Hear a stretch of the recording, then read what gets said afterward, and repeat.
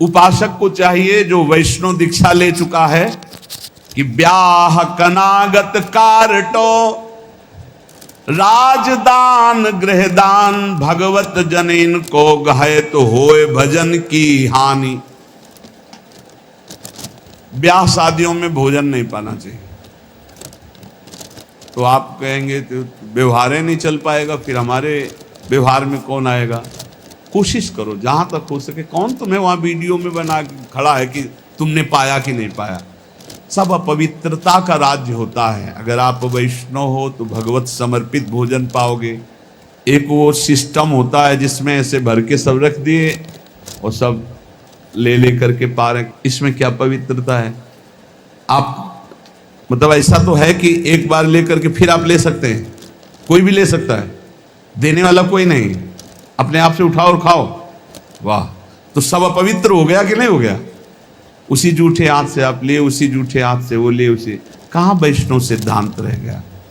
पहले गांव में तो ऐसे पवाया जाता था, सबके पैर धुले जाते थे, पट्टी बिछाई जाती थी, बैठाला गया, सुंदर पत्ते के वो पत्तल धोने और फिर रज के कुल्हड़ आदि पात्रों बढ़िया और परोस करके फिर जय जयकार हो। गाँव में भी जय होते, जयकारा लगता था। और फिर ऐसे और जो पूज्य जन होते थे उनको भेंट देकर पैर छुआ, ऐसे सम्मान।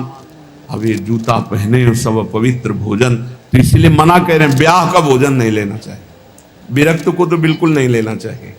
गृहस्थी में अपना देख लो, काम चला लो।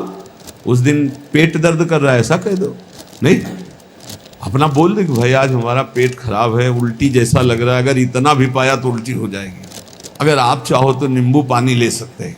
ऐसे काम चलाना चाहिए। अपनी वैष्णवता पवित्र, अब उन्हीं में लोग मदिरा जिरा प्रिय उसी से ले रहे हैं, उसी से आप लोगे जूठा, कैसे भजन बनेगा।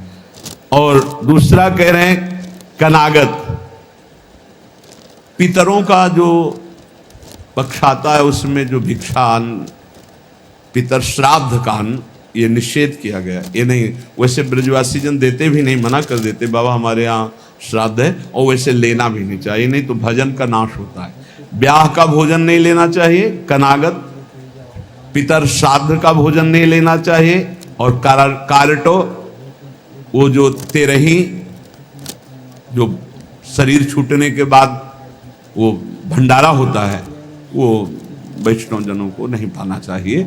अब अपने घर में है तो बात अलग है, लेकिन निमंत्रण का नहीं पाना चाहिए। और विरक्त को तो पाना ही नहीं चाहिए। ब्याह का नहीं पाना चाहिए, पितृ श्राद्ध का नहीं पाना चाहिए। और कारटो कहते तेरही जो 13 वहाँ शरीर पूरा होने के बाद वो नहीं पाना चाहिए। और कह रहे हैं राजदान, राजा का भोजन नहीं पाना चाहिए। बड़े राज पदों पर विराजमान उनका प्रतिग्रह नहीं लेना चाहिए। और यहाँ प्रायः हम प्रार्थना करते हैं अपने जनों से कि कभी ऐसा न स्वीकार किया जाए। जो साधारण नौकरी करते हैं, किसान हैं, वो 150 रुपया दे दे तो ले ले, उससे नमक दाल रोटी खाओगे तो भजन बढ़ेगा। और जो ऊंची गड्डी के चक्कर में पड़ोगे तो फिर भाव बिगड़ जाएगा, भजन नहीं होगा। राज अन्न निषेध किया गया है। राज अन्न राज प्रतिग्रह बहुत हानिकारक होता है। यहां तक कि राज दर्शन निषेध किया गया। जब महाप्रभु चैतन्य देव से कहा गया कि जगन्नाथपुरी के परम महाभागवत राजा रुद्र प्रताप जी आपके दर्शन करना चाहते, तो उन्होंने कहा हाँ यही करोगे ना, हमारा सन्यास धर्म नष्ट करोगे, अब राज दर्शन हम करें। यहां तक कि वो राजवेश से छुप करके और गोपी गीत कंठस्थ करके जब महाप्रभु को दूर से सुना तो कहा कौन महाभागवत अमृत रस बरसा रहा है। महाप्रभु ने आलिंगन किया। राज दर्शन, राज अन्न, राज प्रतिग्रह, ये इसलिए कि इससे बुद्धि भ्रष्ट हो जाती है, भजन में रुचि नहीं होती। और आगे कह रहे गृह दान, ग्रहों का दान। एक हम गृहस्थ को देखा, जब उनके लड़का बच्चा बीमार होते थे तो खीर हलवा और भेंट उसको गोद में लाते और ऐसे सामने उतारते, कहते ले बाबा। एक बार गुरुजी से पूछा कि भिक्षा में जैसे, अरे बोले ले मत लेना, उसमें नहीं कभी ऐसा। देखो लोग संत महात्माओं को क्या समझते हैं, ऐसे पवाया जाता है जैसे अपने पुत्र को पवाओ।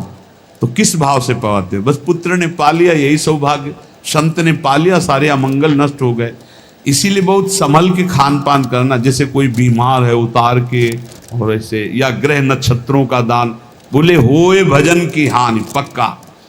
ब्याह का, श्राद्ध का, पितृपक्ष का, एकादश श्राद्ध का, 13वीं का, राजन का और ग्रहों का दान, भगवत जन इनको गाए तो होए भजन के हानि पक्का। भजन नाश हो, जो ग्रह नक्षत्रों आदि का नहीं दान पुण्य करते, बहुत होश में।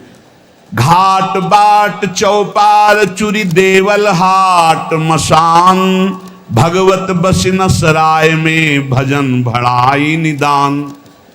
इतने जगह का भोजन नहीं लेना चाहिए, ऐसी जगह बैठ के भजन नहीं करना चाहिए।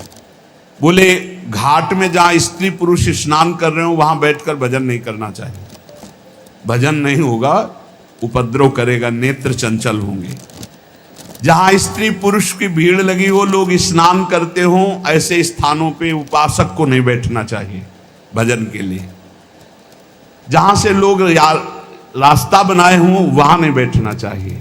घाट बाट और चौपाल, चौराहे पर नहीं, और देवल मंदिर में बैठकर नहीं, और हाट बाजार में बैठ कर के नहीं, और श्मशान में बैठकर नहीं। भगवत रसिक सराय, सराय आदि में जहां बहुत लोग बैठकर संगोष्ठी करते हो वहां नहीं। इससे भाव दूषित हो जाएगा, तुम्हारा भजन नहीं बनेगा। घाट बाट चौपाल चूरी देवल हाट मसान, नदी के किनारे जहां बहुत लोग स्नान कर रहे हो, घाट के और रास्ते में और चौपाल में, चौराहे में, मंदिर में, बाजार में, श्मशान में, सराय आदि में बैठकर भजन नहीं करना चाहिए, क्योंकि भजन भाव इससे दूषित हो जाता है, बिगड़ जाता है। तो भजन कहाँ करे फिर?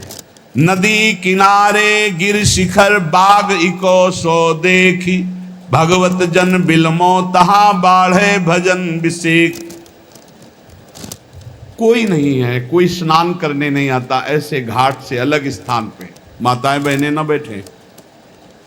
ये विरक्त संतों की बात कही, माताएं बहनें समाज का ही सेवन करें।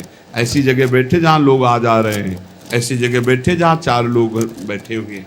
एकांत ऐसे स्थानों में ना ये सूत्र स्वीकार करें।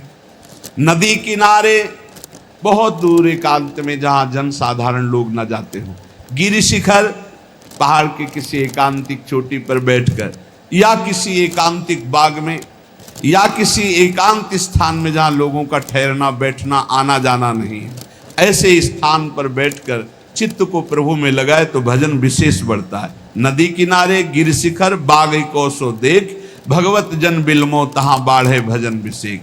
श्री भगवत ऋषिक जी महाराज कह रहे हैं ऐसी जगह भजन बढ़ता है। और सबसे ज्यादा भजन की वृत्ति आती है भगवान के प्रेमी जनों के संग में बैठकर। एक बार कि गौशाला में भजन करे तो इतना आप संगम में करे, फिर लिखा था गुरु चरणों के समीप भजन करे तो अनंत गुना फल मिलता है।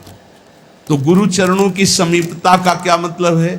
अपने गुरुदेव की पादुका, अपने गुरुदेव की आपने श्री सीताराम ओंकारनाथ जी को देखा, छाती में बांधे थे अपने गुरु जी की पादुका। ये निरंतर गुरु का सानिध्य है। गुरु चरण पादुका साक्षात गुरु जी।